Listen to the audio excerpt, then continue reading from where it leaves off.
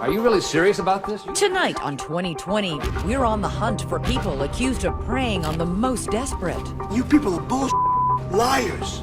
You're just an actor. You don't know what the hell you're talking about. He's one to talk, promoting an alleged miracle cure. Meet the Archbishop of the so-called church, claiming hundreds of thousands of followers. The church is under no law.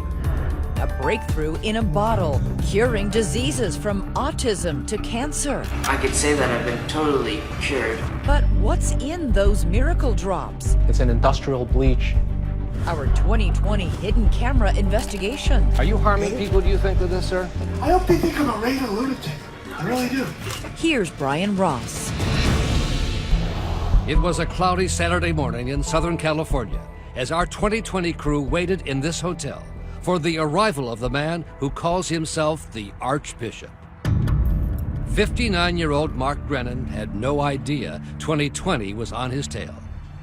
And over the next 2 days, we watched, with hidden cameras rolling, as the Archbishop went about his business, making claims that what's in this glass is a miracle cure for virtually any disease.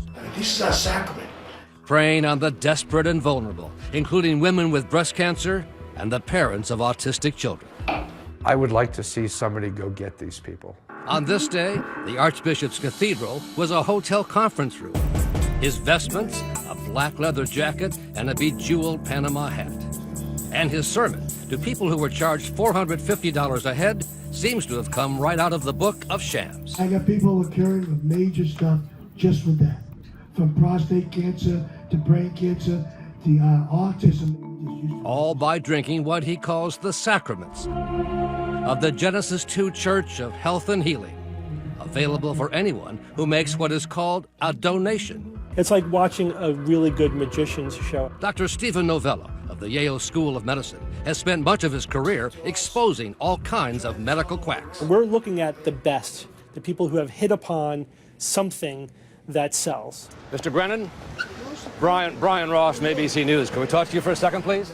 And when it came time to ask the Archbishop about his miracle cure and preachings, We're a church, and we have sacraments we use. This can cure all these diseases. it quickly turned ugly. We're a piece of they say in Spanish. Quite the language from an archbishop. Liars! And as you will see, it got even uglier. Stupid son of a bitch. You sabe demasiado. For years, Mark Grennan has targeted people he calls the uneducated and simple, traveling the world, from Africa to Latin America to the Caribbean, making a good living as a man of the cloth. And now in the U.S., with slick internet videos, I could say that I've been totally cured. and under the guise of a church, the Archbishop and his supposed miracle cure, called MMS for Miracle Mineral Solution, are attracting an online congregation of followers that they say numbers in the hundreds of thousands. Vulnerable, desperate people are always going to be targets for con men. If somebody swoops in with the miracle solution to your health problems, there's a huge emotional motivation to believe them. I've used it on my children. Among the church's testimonials, this video from a licensed California doctor, John Humiston, who appears to endorse MMS. But when we set out to verify the claims of Dr. Humiston, he told us he no longer uses MMS and never believed it could cure any disease. You regret having done that? At this point, yes, I'd say I regret having done that, yeah. To find out what's in this miracle cure, we first went undercover in Houston to get our hands on some of it. Two 2020 producers signed up to become church reverends at a weekend session, with dozens of people attending at a cost of $450 each. Just too loud or not? That's okay. It's safe because it's an oxidizer. Featuring a clip of that California doctor who actually says he doesn't believe it cures any diseases. At the end, a quick investiture and an official-looking ministerial accreditation signed by Archbishop Grennan. It's a get-out-of-jail-free card, to sell snake oil. As members of the church, our producers ordered a shipment of the MMS, $150 for these small bottles. We took our miracle cure to a respected testing laboratory, and the results were as expected. Nothing miraculous about it. Essentially, a kind of chlorine. MMS is an industrial chemical. It's an industrial bleach. Dr. Paul Wong is the Senior Vice President of Autism Speaks. The fact that anybody would suggest that you should give this to somebody is ridiculous. This is scary, dangerous stuff. In fact, look what happened when we poured some of it, undiluted, onto a pair of jeans. The denim turned white through both pant legs. And Dr. Wong says even at the prescribed much smaller dose, it's still a danger. And that's what it's doing in the gut of the kids who are given this. There's nothing good that MMS is doing. Yet MMS is being aggressively pushed by the church to parents of autistic children desperate for a cure, says Roland Eggers, the father of 12-year-old Mitchell. You thrive on this illusion that you're going to somehow fix your kid. That's good. Put that in there. Or that one day you're going to unautismize your child. But Eggers says he quickly knew to stay away from MMS for his son. Let's walk down to the chicken coop. After doing just a little online checking. They've got their own Facebook group. There are people admitting to using this stuff on their children. The children are experiencing side effects like loss of bladder control. They're developing these strange facial rashes, which are more like chemical burns, actually. We're talking about autistic children. A great many of them wouldn't be capable of telling you if this was bothering them.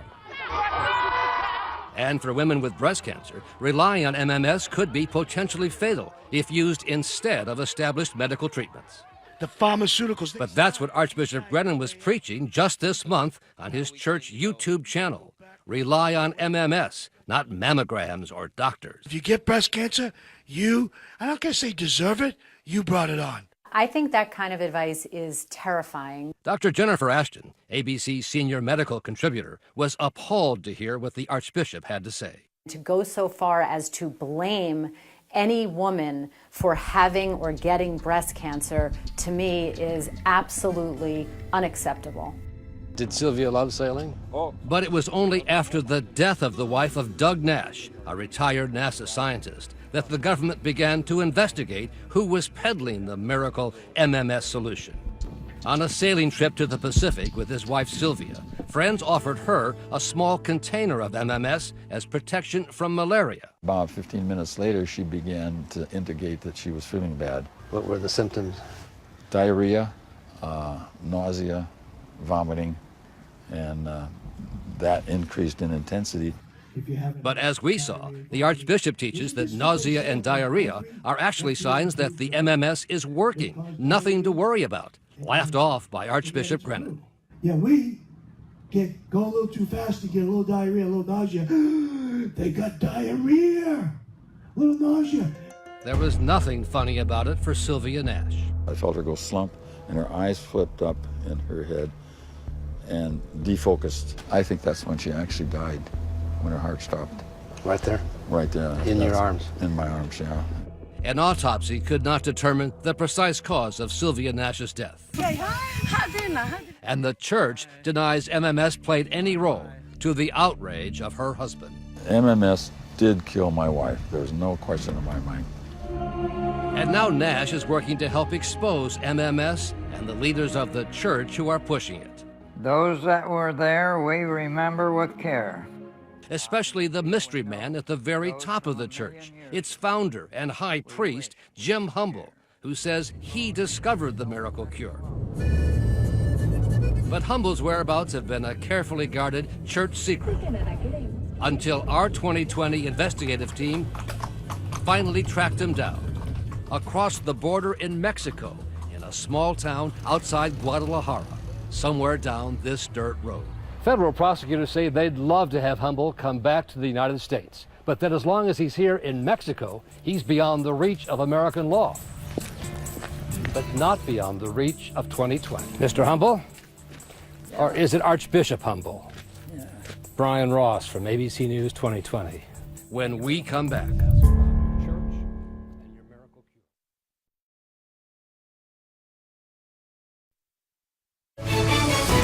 2020 continues with Brian Ross. The leader of the Roman Catholic Church can be found at the Vatican.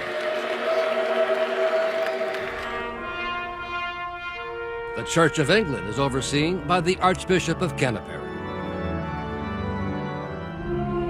And then there's what's called the Genesis 2 Church of Health and Healing, founded by a man who says he came down to Earth from another galaxy, Jim Humble. There was 5 of us went to the Milky Way galaxy. And as wacky as he seems, he says hundreds of thousands of Americans are now buying what he has been preaching, a miracle cure for virtually every disease, from autism to breast cancer, called MMS, for Miracle Mineral Solution. Hundreds of thousands of lives have actually been saved up to this time. Mr. Humble? Or is it Archbishop Humble? Brian Ross from ABC News 2020. And when we caught up with him in Mexico, without his church vestments of white pants and bejeweled Panama hat, Humble hardly seemed like the high priest of a church. The government says what you're selling is poison, that you're hurting people, you're hurting children. There may have been deaths. What do you say about that? I say it ain't true. You stand by this? Of course. You think that's a good thing for children to take? I do, yes. Women with breast cancers take this, you think? Many women with breast cancer have been cured. Is there any proof of that, sir? I have. There's no proof of that, and I you know have it. Thousands. Aren't you just a con man? Well, I don't think so. But in the wake of the death of Sylvia Nash, federal authorities opened an investigation of the MMS network, resulting in the conviction of one of the MMS distributors, Daniel Smith, a follower of Jim Humble, now serving 4 years in prison for selling MMS as a drug. He turned a profit, and people were buying it, believing that it would help them. Assistant Attorney General Ben Miser says email evidence showed Smith was in it for the money that he and others in a company he formed expected to become $6 million men by selling the miracle cure. And that was all at the expense of individuals who were made sicker. And with the church claiming that millions of MMS kits have been sold and some 1,700 reverends who have gone through training seminars, there's big money at stake. You take $100 for every head, don't you? Something like that. But when pressed for details about his cut, the money didn't matter. One reason, I suppose. Church leader Humble became unhappy with our questions. I'm tired of this interview. I'm going to leave. Sorry. As long as the high priest Humble stays in Mexico, it may be difficult for American officials to investigate him, offering us a papal wave goodbye. And his number 2 man, Archbishop Brennan, boasts the law can't touch him either because he's part of a church offering a sacrament. The church is under no law. That's why you can go to a church and get political asylum. A priest can give a kid alcohol, minor, in public and not get arrested. The cloak of religion does not protect illegal conduct from prosecution. So by calling it a sacrament of a church that they've created, they're still open to prosecution? They could still be prosecuted, yes, if they are selling it in order to cure diseases and are telling people that it will cure diseases. Protocols, sacraments that The Archbishop says the church is collecting donations for the miracle cure, not selling it. help us, help others. But as we saw in our undercover investigation, Brennan continues to make his outrageous claim. What would you use this for? The cancers, the Lyme disease, Parkinson's, stuff that's taking a long time to heal, and usually within 3 to 6 months they're fine. He says that it can cure pretty much anything. Among those who paid $450 to be inside the supposed church service, our 2020 undercover reporter, Lisa Bartley, of our Los Angeles station KABC, with her iPhone in hand. He told you this would cure breast cancer. He says that that's the very easiest thing that they can cure. In fact, he says all kinds of cancer. Okay? Just with the 1 drop an hour. From prostate cancer to brain cancer to autism. Plus HIV. We get rid of that quick. It's easy. Leukemia in children. We got some kids with leukemia. We did 10 hours a day, okay? Mr. Brennan, Brian Ross from ABC News. Can we talk to you for a second, please? But once outside his hotel conference room pulpit, the Archbishop didn't seem very eager to talk about his miracle cure. Are you harming people, do you think, with this, sir? You're not? Not at all. And you stand by that this can cure all these diseases? We cure many things. Now joined by his son, also a self-ordained bishop in the church, Brennan had a lot to say about us. ABC's bullshit. Who owns that? The Rothschilds? Huh? What Who are you owns talking these about? banks? Are you really serious? You're really lost, man. You are so out of touch. You are so out of touch. Do you with honestly? reality. Yes. Let me ask you a question. You Do you are let me ask you- ABC, CBS, Fox News. You're all liars. It's all scripted. This guy's an actor. Are you really serious about this? You You're think an this? actor. No, I'm Get a this actor reporter. out of my way. And you honestly believe this can cure cancer? You're an actor, okay? I'm a reporter. You're a piece of. They say in Spanish. But just leave. Go check We out the we are facts, busy okay? with our church service. I've asked for live interviews. Yes. And I've got the facts. And you people are bull liars. And you're just an actor. You're a puppet.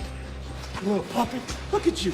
Look at me, sir. Do you know this about the FDA? Sir, you don't know what the hell you're talking about. I do know what I'm talking about, you sir. don't know. You're a Have you- scripted actor. Have you seen That's these? all you are. Enjoy yourself, buddy. Stupid son of a bitch. And then the Archbishop went back inside to his church service to tell his congregation about the encounter of 2020, saying he looked forward to our investigative report. I hope they think I'm a raving lunatic. I really do. Because we gotta get people's attention, you know? MMS as a medicine is a fraud. MMS is not a medicine. It's a dangerous substance. It harmed me greatly by causing my wife and my partner in sailing to be no longer with me. I don't know that I have the depraved enough mind to actually explain how these people are motivated or how they live with themselves. What kind of psychosis they're engaged in that allows them to walk around like this. You're preying on desperate mothers and fathers. How can you not call that evil? Hello, I'm Elizabeth Vargas. And I'm David Muir. And what you just heard is our question really right here tonight. Is it evil? Do you think they're pretending to have a miracle cure to rake in money? Let us know on Facebook and Twitter and use the hashtag ABC2020. But without question, there are people who are pretenders, making up all new identities, faking disabilities for big bucks, and wait till you see how far they've gone. Coming up, she was a small-town waitress at the local diner. So how did she reinvent herself as French royalty? You've described her as the grande dame. And what reality stars are now facing reality, busted for disability fraud? That's our guy right there. There's our mark. The Pretenders, when we return. It's easy to understand indulging in a fantasy life to take yourself out of a humdrum one. But what about when that fantasy leads to full-blown pretending? Rebecca Jarvis with someone who went from serving French fries to serving up a scam as a French royal. Once upon a time, the story goes, a little girl grew up in a fairy tale castle on a sprawling estate under towering trees. Her name was as impressive as her home, Genevieve de Montremer. Her childhood, a storybook tale, which begins our story too. Genevieve told the world she'd been born into the Rochechouart family, one of the oldest noble families in France, dating back to the 800s. That's when Charlemagne ruled the Western world and algebra was invented. The Rochechouart family is one of the famous family of France. It's quite a well-known name. This is no movie set, no theme park. It's the actual family castle that dates back to the 13th century. Genevieve's resume was equally impressive. Educated at the finest European schools, earning degrees to match her pedigree. She was an MD and a PhD. In genetics. But this story isn't the full story. We turn from France to Fresno, the Central California city where Genevieve de Montremer debuts in the early 1990s. Her past shrouded in mystery. Her future, aglow with ambition. People come from all over the world to start a new life here. It's down to earth. It's not pretentious. There's also a lot of great wealth in kind of a quiet way. Genevieve, yes, that's her crown, finds her prince when she meets Dr. Michael Weiler, a wealthy pathologist. They marry in 1991, have a little girl, and eventually settle on this lush 15-acre property. Genevieve's prize jewel is her stable of a very expensive and extremely rare breed of horse called Friesians. She had way more than $1 million worth of horses, easy. She was a legend amongst the Frisian community. She was a geneticist. She was revolutionizing Frisians in America. You were starstruck. Yeah, the fact that she would talk to me when she had all these horses and she knew all these things. Cheryl Skegan and her husband Brian Gwartz both had a lifelong love of horses, and she was eager to chat with the storied Genevieve. You've described her as the grande dame of the Frisian world. She exuded tremendous influence. Did she flaunt her wealth? Oh, yes. Oh, I don't deal with that. You know, my people deal with that.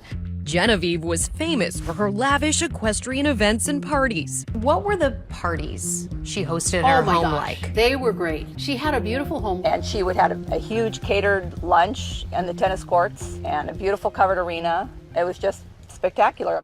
But Genevieve herself was somewhat of a recluse. Like Elsa in Frozen, she rarely came out of her house. Few photos exist of her from this time. She told people she was battling leukemia.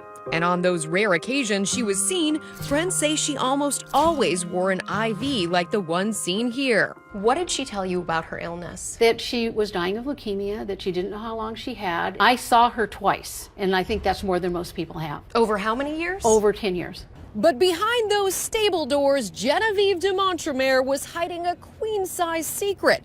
A secret that no one in her elite equestrian world could have ever imagined.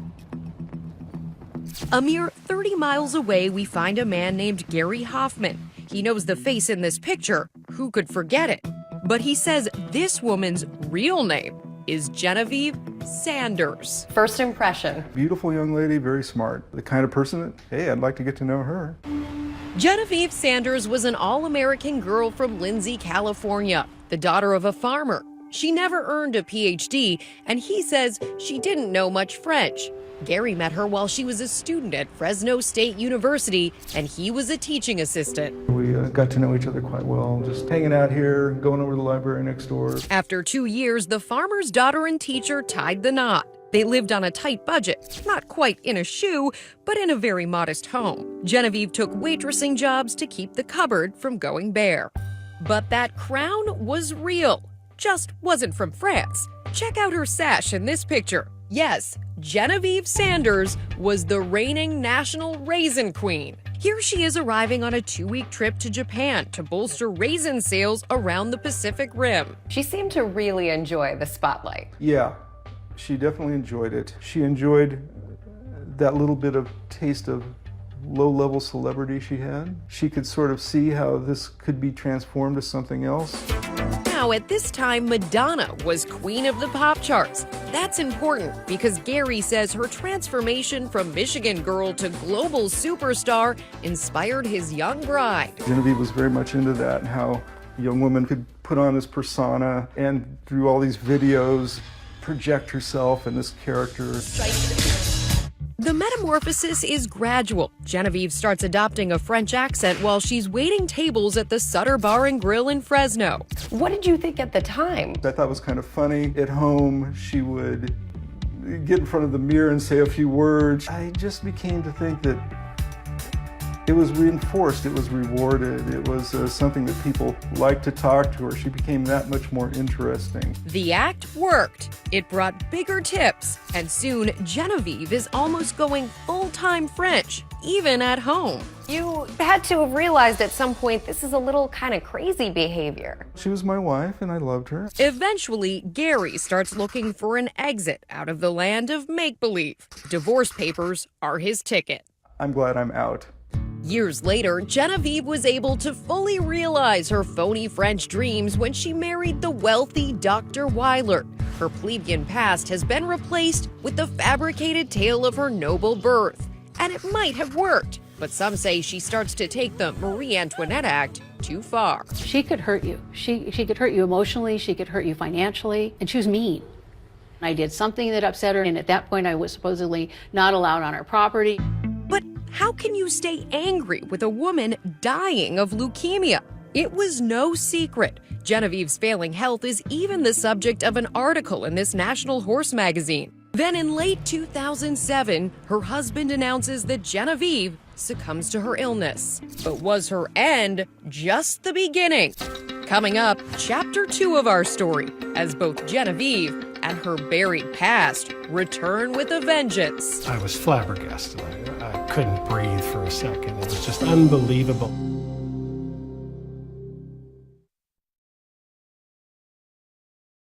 "2020 returns with The Pretenders." Chapter 2 of our tale picks up with the news that Genevieve de Montremer has died, and the heartbroken world of Frisian horse breeding prepares to bid her adieu. They dedicated the national show to her. You know, she was like a heroine. This sorrowful obituary pays tribute to the matriarch of the Frisian community. People were devastated. But there's no funeral. Her friends are told this is because her body has been buried back in France according to an ancient family ritual. The French family in France, they took her heart, put it in a cathedral. Her French death certificate, seen here, circulates among the grieving horse community. Back in California, Genevieve's distraught husband, Michael Weilert, says he can no longer bear to live here without his wife. He puts the place up for sale, touting it as a hot property built and decorated to the standards of excellence demanded by the French aristocracy. Asking price, $2.3 million. Cheryl Skegan and Brian Gewertz were in the market for a property for their horses. How was Michael Weilert coping with his wife's death? He stood out in front of the front door with us and actually cried over his wife's death. In May 2009, the sale goes through. But when the new owners take possession, they say the place is far from fit for a king, uncovering unremedied structural problems that they estimate would cost at least $800,000 to fix. And the minute we actually confronted him with that, it was, "You'll have to speak to my lawyer."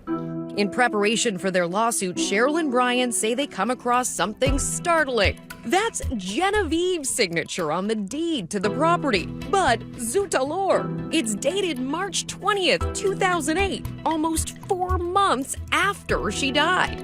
I was flabbergasted. I couldn't breathe for a second. It was just unbelievable. We thought the deed was forged. And then we got the notary. Now, the deed was not forged because he remembered meeting Genevieve de Montremer. How was this possible? You know, it was just unbelievable. They dig deeper and find her first husband, Gary Hoffman, and he reveals her other big secret. Genevieve is a phony francophone. You are called in to be deposed. Yes. Were you surprised? Yes. What had been just talking at a restaurant to maybe get better tips became something that was a true character for her, 24 hours a day, 7 days a week. I did not see that coming. Word quickly gets around the equestrian community. Oh, it spread like wildfire. It was basically, I can't believe it, I can't believe it, I can't believe it, and yet it's, oh my God. In their suit, Cheryl and Brian allege that those claims about the royal status of the property were all a fraud, cooked up by Genevieve and her husband to inflate its value. This is ABC 30 Action News. The two claim de Montremer was French royalty. Cheryl Skegan says their false claims drove up the price of the property. The case heads to trial, and it's not just the Frisian world that's watching. Fresno can't get enough of the story. I think they could write 5 books over this and make this a fantastic soap opera. Which brings us to the strangest moment in this fantastic soap opera. Here begins videotape number 1 in the deposition of Genevieve de Montremer. This is a deposition video unlike any other, recorded not in a lawyer's office, but by Genevieve's bed, her doctor at her side. She been sedated, doctor? Not to my knowledge. She spends a portion of the deposition hiding under her covers, but she insists she's not pulling a Princess and the Pea routine. She's just too ill to respond. Did you ever work as a waitress? Okay. Is that a yes? Okay. She answered okay. As the deposition continues, finally, the truth. Who are you? Genevieve Sanders. Isn't Genevieve Sanders your maiden name? That's my name. It was weird. You walked out of there going, "Oh, this is just a farce. This is a farce." The defense argues that the plaintiffs purchased the property as is and should have inspected it more closely. The most shocking courtroom bombshell was that Weilert admits to faking his wife's death. He said she was suffering from a debilitating medical condition and wanted, like Garbo, to be left alone. What her husband testified was he did it out of love. That was her desire, was to be dead. And so he made it so, at least on paper. After 8 weeks, Cheryl and Brian win their case. Cheryl Skegan shed a few tears after a multi-million-dollar verdict in her favor. They're awarded more than $1.5 million in damages. They read the first count, so I go, oh my God, we've won everything. Today, Genevieve and Michael are living in more modest digs in Clovis, California. Clovis, by the way, is also the name of a medieval king, perhaps the closest she will now come to French royalty. Genevieve and her husband turned down our request for an on-camera interview. She did message us on Facebook, saying her health issues are very real and punishing, and that her fake French identity was simply an internet persona. If she had an illness, I would feel compassion for her having the illness, but having an illness doesn't excuse fraud and deceit. What would you say to Genevieve if you were speaking to her face-to-face today? Stand on your own 2 feet and apologize to all of the people that you hurt. Own up to this and then continue on with a better life, because you can get forgiveness. Sounds like Brian and Cheryl haven't given up hope that there still could be a happily ever after. Next. Kathy Cashwell, come on down! Remember her? The poster child for workman's comp fraud? You've seen her busted. Tonight, she's got company that might surprise you. Reality TV stars. Busted. When The Pretenders returns. Is it workers' comp or workers' con? People pretending to be too sick to work but then caught in the act, going wild away from the office. It might look funny, but it is not a laughing matter when you, the American taxpayer, are then stuck with the bill.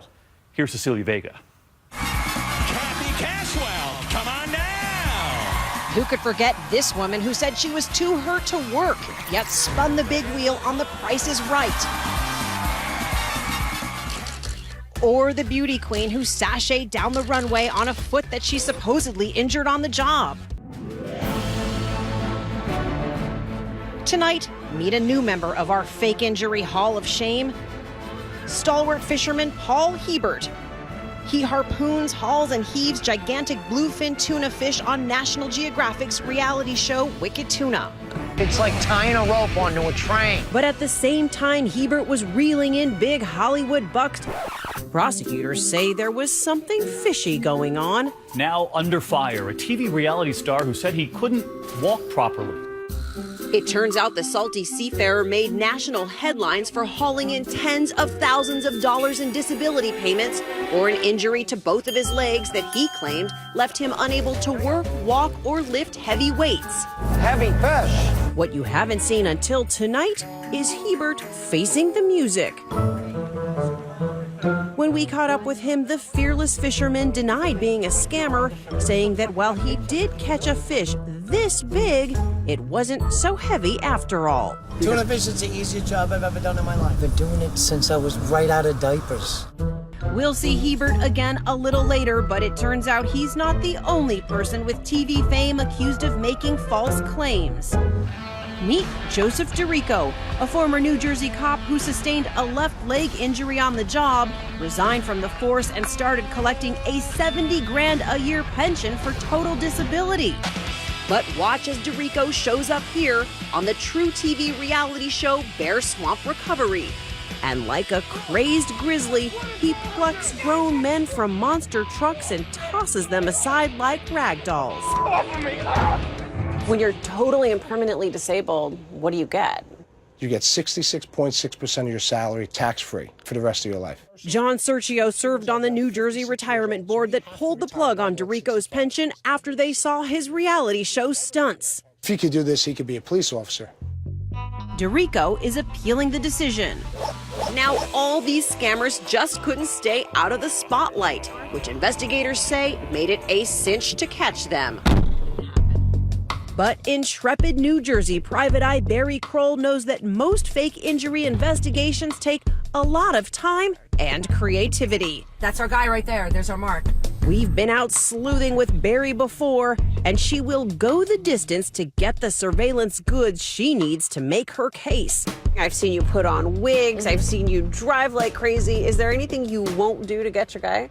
There's not much that I won't do. One case took years for Barry to bust. A plaintiff who sued for medical malpractice, saying when he tried to go bass fishing, he had problems because of a botched abdominal surgery. Now, this is somebody who says he can't bend, he can't, everything's uncomfortable for him. Barry follows the suspected cheater as he gingerly makes his way to a doctor's appointment. He's looking sad. Watch, he'll lift up his shirt and start to rub his stomach. Oh, ouch. After leaving the doctor, he heads here, and that is not a prescription he's picked up. Leaves there, he goes to the liquor store. He must have come upon some sort of remedy in that liquor store, because even in all that pain, he picks up his rods and heads to the bay. He hops this guardrail and he starts walking down. He's ready to fish. I can vouch, that is no cakewalk down to that pier. Treacherous is the way I would describe it. They say fishing is therapeutic, but this is truly miraculous. The fisherman had claimed he was too hurt to cast over his head. He's holding the fishing pole, as somebody normally would. He's got his bait on it, and he's whipping it behind and over. Right over his shoulder. Right over the shoulder. When presented with the video, Barry says the plaintiff quickly settled the case. When gotcha video is the goal, Chicago private eye Bob Keene will also go to any length to get it. I've seen him in action from the woods to the roads. And here we go. Oh my God. You love the chase, Bob. Absolutely. You have to be a little crazy to do this job. Crazy? I don't know if the word's crazy. Ambitious, persistent, clever, creative. This might be Bob's most extreme challenge yet, an endurance obstacle course. He's here to track one of the contestants, who Bob says is faking an upper body injury that supposedly left the man too hurt to work. The insurance company handling the claim didn't want us to show his face. Bob begins the race not really knowing what he's in for. That was ice water. And he channels his inner Rocky.